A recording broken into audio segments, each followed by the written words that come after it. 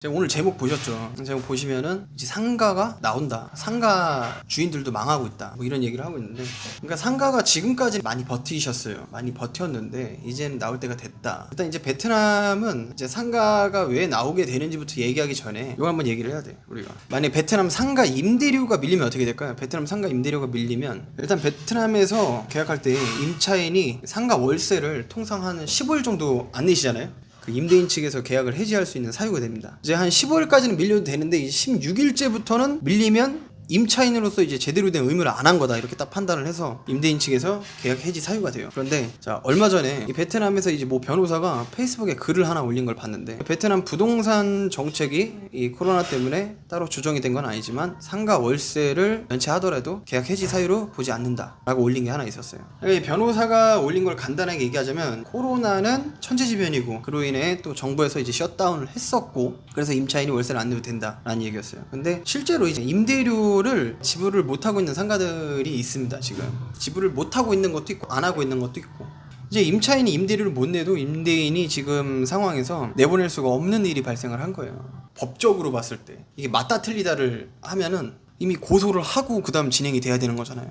그러니까 그 시간 동안 쫓아낼 수가 없는 거죠. 근데 이제 임대인도 사실 뭐 돈이 처음부터 많아가지고 상가를 분양받았으면은 그런 분들도 계시겠지만 아닌 분들도 많거든요. 실제로 임대인도 열심히 일해갖고 번 돈으로 사신 거예요. 뭐 이제 지금 임차인이 손해를 덜 보는 것 같겠지만 실제로 이 큰 그림을 보자면 나중에 상가 임대인들까지 다 죽일 수 있는 부분이에요, 이게. 제 주변에 베트남인들도 많고 이제 외국인도 많고 그럴 거 아니에요. 특히 이제 한국 분들이 제 주변에 많이 계시는데, 이제 한국 분들이 말씀하시는 게 이 베트남 상가를 가지고 계시는 분들이 엄청 부자인 줄 알고 계시는 분들이 엄청 많아요. 근데 사실 월세를 한 뭐 이제 한 10,000불씩 받고 한 1,000만 원씩 받으니까 뭐 500만 원에서 한 1,000만 원 그런 거 받다 보니까 그것만 해도 엄청나게다 생각하시는 분들이 많이 계시는데, 물론 부자들도 많이 있으시죠. 근데 그분들도 이제 뭐 이 생계형 부동산으로 투자하시는 분들도 있거든요. 뭐 이제 한 90% 정도 대출 받아가지고 뭐 상가 분양 받고, 그리고 이제 월세 받아가지고 이제 원금하고 대출이자 상환하고, 보면 실제로는 또이또이 되는 경우가 되게 많아요. 근데 이제 이런 분들이 지금 코로나 때문에 이제 월세를 못 받는 경우도 많이 생겨나고 있는 거죠. 근데 이게 무슨 문제가 되냐면, 일단 베트남 현 상황이 여행객들이 못 들어오면서 여기저기 잘 돌아가던 게 빵빵 터지고 있습니다. 근데 일단 여행객 못 들어와서 지금 여행사 죽었죠, 거의. 그리고 에어비앤비 돌리던 분들 한타작했고, 그리고 호텔 숙박업 하시던 분들, 뭐 에어비앤비나 호텔 숙박업 하시던 분들 뭐 다 문 닫고 그랬죠. 뭐 그거는 어느 한 곳만 그런 게 아니라 외국인들을 대상으로 사업했었던 분들은 굉장히 데미지가 많아요. 지금 이제 여기저기 이제 빵꾸 뚫리고 하다 보니까 그때같이 연계돼서 일을 했던 것들은 데미지를 받게 되는 거죠. 근데 이 연계돼서 하는 일들이 너무 많아요. 이 호텔이라고 하면 그냥 예를 들어서 호텔에 일회용 샴푸 공급하던 업체들 있잖아요. 뭐 납품했던 거 돈도 다 못 받고, 일회용 칫솔 유통하시던 분들 아예 뭐 칫솔이 나가지 않는데요. 있었던 걸로 쓰고 하는 분들도 계시고. 그러니까 이게 얼마나 답답한 상황이에요. 근데 지금 상가 가지고 계시는 분들도 임대료를 못 받고 하다 보니까 아주 죽을 맛이라고 하더라고요. 베트남 분들한테 얘기 들어보니까 외국인들은 이제 상가를 분양 받으셨던 분들이 극히 드물어요. 100에 1명, 전체 분양 했었던 거 보면 100에 1명이고, 아무리 경기가 나빠져도 또 은행은 이자를 받잖아요. 이자는 또 꼬박꼬박 받아요. 다들이 우리 상황을 봐주지 않아. 은행 이자 연체해보신 분 아시겠죠? 연체 한번 해보시면 아실 거예요. 한 이틀 밀리면 전화가 진짜 하루에도 한 두세 통 와요. 그러다가 한 보름 밀리면 거짓말 안 못하고 한 30통씩 옵니다. 베트남 기준으로 제가 설명을 드린 건데, 은행이라는 게 자비라는 게 없어요. 은행이라는 게 빌려준 돈만큼 이자 딱딱 갚아야 되고 그래야 되기 때문에, 베트남 같은 경우에 은행마다 차이가 있지만 보통 평균 한 3개월 정도 밀리면 바로 근저당 잡고 이제 경매로 진행하려고 해요. 제가 이걸 요즘 느끼고 있는데, 상가가 경매로 나오는 경우가 요즘 덜어 있어요. 그리고 분양가에 판매가 되는데 소유주가 은행인 경우가 가끔 보입니다. 이건 시작인 거예요, 지금. 이제 여기는 담보대출 하면은 보통 아무리 못 잡아도 한 11% 정도는 잡아서 대출하거든요. 그럼 상가가 한두 푼도 아니고 이런 식으로 이자가 11%면 감당하기 진짜 어려운 부분인 거죠.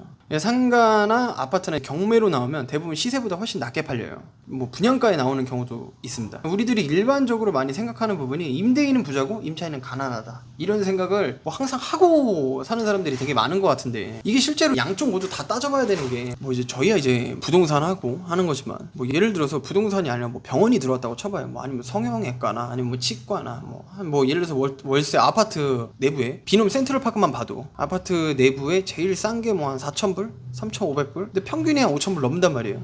자, 5,000불짜리 상가 보면은 면적이 한 150스퀘어미터 정도 돼요. 근데 그 상가에 임차인으로 들어가는 사람이 예를 들어서 치과 의사라고 생각을 해봐요. 그럼 월세 5,000불을 대출 없이 내고 들어간 치과 의사하고 월세 5,000불에 뭐 보증금 한 2개월 되니까 한 10,000불 되겠죠. 치과 의사하고 상가 주인하고 누가 더 돈이 많다고 생각하세요? 뭐 사람마다 이제 뭐 생각의 차이가 있겠지만 저는 꼭 그게 임대인이 돈이 많다라고 생각은 안 해요. 그 치과 인테리어 하고 뭐 기계나 장비 준비하고 그것만 하고 뭐 해도 인테리어 몇 억 들어가거든요. 그 셋업 하는 데만. 요즘 베트남 분위기 보면 상가를 투자하시는 분들이 한 10명 중에 한 7명 정도가 나이가 되게 많으세요. 한 70대 되시는 분들이 많으신 것 같아요. 이거 뭐 통계로 나온 건 아닌데 제가 이제 실제로 아파트 내부에 있는 상가들을 베트남인들에게 분양해본 결과 은퇴하신 노인분들이 많이 계시고, 물론 기존에 이제 군인이나 경찰로 은퇴하셨던 분들이 많이 계세요. 제가 이렇게 얘기를 하면 베트남 어설프게 뭐 아시는 분들이나 뭐 군인이나 경찰들은 베트남 공무원이 뭐 죄다 뒷돈 받고 뭐 그래서 엄청 부자이지 않냐라고 하시는 분들이 간혹 있는데, 물론 그중에 뒷돈 받고 뭐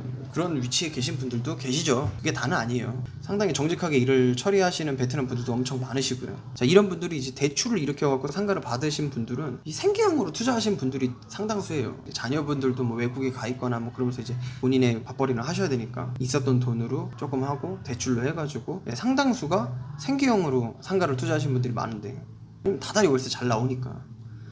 근데 이분들은 중요한 건 잘 나올 땐 물론 잘 나오지만 다른 것도 마찬가지지만 월세가 한두 달만 안 들어와도 데미지가 남들의 몇 배입니다. 하이리스크 하이리턴이죠.